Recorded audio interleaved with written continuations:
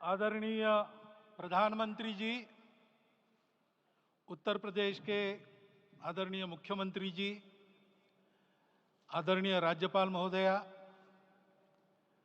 देश के आज विद्यमान सभी पंथ संप्रदायों का प्रतिनिधित्व करने वाले हमारे संत ऋषि आचार्य गण और समाज के सब स्तरों का प्रतिनिधित्व करने वाले निमंत्रित महानुभाव,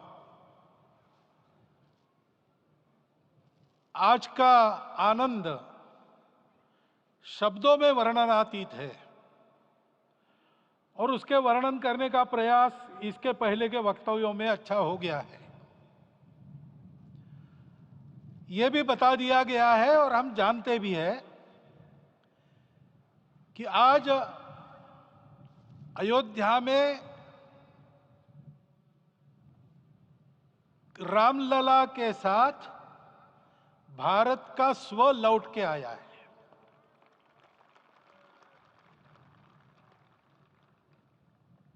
और संपूर्ण विश्व को त्रासदी से राहत देने वाला एक नया भारत खड़ा होके रहेगा, इसका प्रतीक आज का कार्यक्रम बन गया है। ऐसे समय में आपके उत्साह का, आपके आनंद का वर्णन कोई नहीं कर सकता। हम यहां पर अनुभव कर रहे, पूर्ण देश में यही वातावरण है। छोटे छोटे मंदिर के सामने दूरदर्शन पर इस कार्यक्रम को सुनने वाले हमारे समाज के करोड़ों बंधु वहां पहुंच न पाए, ऐसे घर घर के हमारे नागरिक सज्जन, माता भगिनी सब भाव विभोर है, सब में आनंद है, सब में उत्साह है। और ऐसे समय में जोश की बातों में थोड़ी सी होश की बात करने का काम मुझे ही दिया जाता है। आज हमने सुना कि इस प्राण प्रतिष्ठा महोत्सव में पधारने के पूर्व प्रधानमंत्री जी ने कठोर व्रत रखा। जितना कठोर व्रत रखने को कहा था, उससे कई गुना अधिक कठोर व्रताचरण उन्होंने किया। मेरे पुराना उनसे परिचय है, मैं जानता हूं वो तपस्वी है ही, परंतु वो अकेले तप कर रहे हैं, हम क्या करेंगे। अयोध्या में रामलला आए, अयोध्या से बाहर क्यों गए थे, रामायण में क्यों गए थे बाहर, तो अयोध्या में कलह हुआ। अयोध्या उस पुरी का नाम है जिसमें कोई द्वंद्व नहीं, जिसमें कोई कलह नहीं, जिसमें कोई दुविधा नहीं। वो हुआ 14 वर्ष वनवास में गए। वो सब ठीक होने के बाद दुनिया के कलह को मिटा के वापिस आए। आज रामलला वापस फिर से आए हैं 500 साल के बाद। जिनके त्याग, तपस्या, प्रयासों से ये सोने का दिन आज हम देख रहे, सुवर्ण दिवस देख रहे, उनका स्मरण प्राण प्रतिष्ठा के संकल्प में हम लोगों ने कहा, आपने सुना होगा, स्मरण किया। उनकी तपस्या को, उनके त्याग को, उनके परिश्रम को शत बार, सहस्त्र बार, कोटि बार नमन है। रामलला के यहां इस युग में आज के दिन फिर वापस आने का इतिहास जो जो श्रवण करेगा वो राष्ट्र के लिए कर्म प्रवण होगा और उसके राष्ट्र का सब दुख दैन्य हरण होगा। ऐसे इस इतिहास का सामर्थ्य है। परंतु उसमें हमारे लिए कर्तव्य का आदेश भी है। प्रधानमंत्री जी ने तप किया, अब हमको भी तप करना है। राम राज्य आने वाला है, वो कैसा था, दैहिक दैविक भौतिक तापा, राम राज नहीं कहु व्यापा, सब नर करहि परस्पर प्रीति, चलहि स्वधर्म निरत श्रुति नीति, सब निर्दंभ धर्म रत पुनि, नर अरु नारी चतुर सब गुनी, सब गुणज्ञ पंडित सब ज्ञानी, सब कृतज्ञ नहीं कपट सयानी।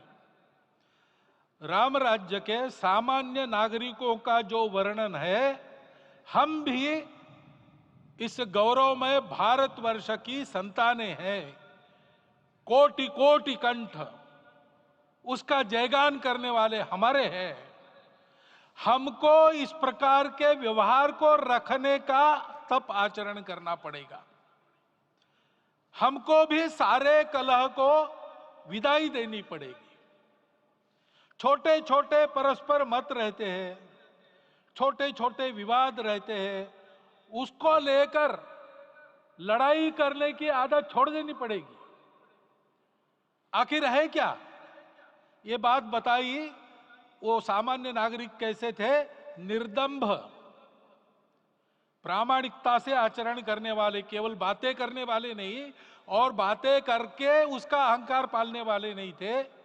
काम करते थे, आचरण करते थे और अहंकार नहीं था। ऐसे वो थे और धर्मरत थे। यानी क्या थे?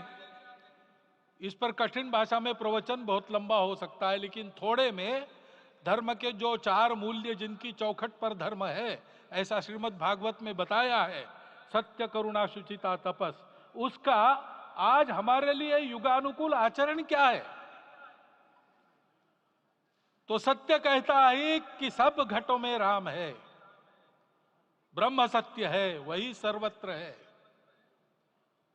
तो हमको ये जानकर आपस में समन्वय से चलना होगा, क्योंकि हम चलते हैं, सबके लिए चलते हैं, सब हमारे हैं, इसलिए हम चल पाते हैं।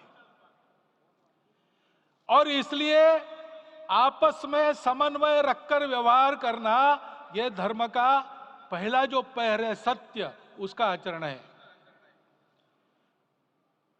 करुणा दूसरा कदम है, उसका आचरण है सेवा और परोपकार। सरकार की कई योजनाएं गरीबों को राहत दे रही, सब हो रहा है, लेकिन हमारा भी कर्तव्य है, ये सब समाज बांधव हमारे अपने बंधु है। तो जहां हमको दुख दिखता है, पीड़ा दिखती है, वहां हम दौड़ जाए, सेवा करें, दोनों हाथों से कमाएं, अपने लिए न्यूनतम आवश्यक रखकर बाकी सारा वापस दे, सेवा और परोपकार के माध्यम से। यह करुणा का अर्थ आज है। शुचिता पर चलना है, यानी पवित्रता होनी चाहिए। पवित्रता के लिए संयम चाहिए, अपने को रोकना है। सब अपनी इच्छाएं, सब अपने मत, सब अपनी बातें ठीक होंगी ही ऐसा नहीं, और होगी तो भी अन्यों के भी मत है, अन्यों की भी इच्छाएं हैं। और इसलिए अपने आप को संयम में रखते हैं तो सारी पृथ्वी सब मानवों को जीवित रखेगी। गांधी जी कहते थे, earth has enough for everyone's need, but it cannot satisfy everyone's greed. तो लोभ नहीं करना, संयम में रहना और अनुशासन का पालन करना, अपने जीवन में अनुशासित रहना, अपने कुटुंब में अनुशासन रहना, अपने समाज में अनुशासन रहना। सामाजिक जीवन में नागरिक अनुशासन का पालन करना। भगिनी निवेदिता कहती थी कि स्वतंत्र देश में नागरिक संवेदना रखना और नागरिक अनुशासन का पालन करना, यही देशभक्ति का रूप है। इससे जीवन में पवित्रता आती है। और तपस का तो मूर्तिमान उदाहरण आपके सामने आज दिया गया। व्यक्तिगत तपस तो हम करेंगे, सामूहिक तपस क्या है? संगच्छध्वम संवदध्वम संवो मनांसी जानता। हम साथ चलेंगे, बोलेंगे आपस में, उसमें से एक सहमति का संवाद निकालेंगे, एक ही भाषा बोलेंगे, वो वाणी मन वचन कर्म समन्वित होगा और मिलके चलेंगे, अपने देश को विश्व गुरु बनाएंगे। ये तपस हम सबको करना है। 500 वर्षों तक अनेक पीढ़ियों ने लगकर परिश्रम करके, प्राणों का बलिदान देके, खून पसीना बहाकर आज ये आनंद का दिन सारे राष्ट्र को उपलब्ध करा दिया। उन सबके प्रति हमारे मन में कृतज्ञता है। मैं यहां बैठता हूं तो मेरे मन में विचार आता है कि मुझे बिठाया, मैंने क्या किया। वो तो जो उन्होंने किया उसका प्रतिनिधि भी मुझे बनाया गया है। उस प्रतिनिधि के नाते मैं ये अवदान स्वीकार करता हूं और उन्हीं को अर्पण करता हूं। परंतु उनका ये व्रत हमको आगे लेके जाना है। जिस धर्म स्थापना विश्व में करने के लिए राम का अवतार हुआ था, उस धर्म स्थापना को अनुकूल स्थिति अपने आचरण में अपने देश में उत्पन्न करना, यह अपना कर्तव्य बनता है। रामलला आए हैं हमारे मन को आह्लादित करने के लिए, उत्साही करने के लिए, प्रेरणा देने के लिए, साथ साथ इस कर्तव्य की याद दिलाकर उसमें कृति प्रवण करने के लिए आए हैं। उनका आदेश सर पे लेके हम यहां से जाए। सब लोग तो यहां आ नहीं सके, लेकिन वो सुन रहे, देख रहे।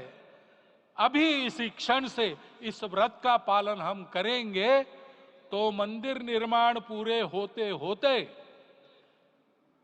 विश्व गुरु भारत का निर्माण भी पूरा हो जाएगा। इतनी क्षमता हम सबकी है। इसका मैं एक बार स्मरण देता हूं, आप सबको धन्यवाद देता हूं और मेरे 4 शब्द समाप्त करता हूं।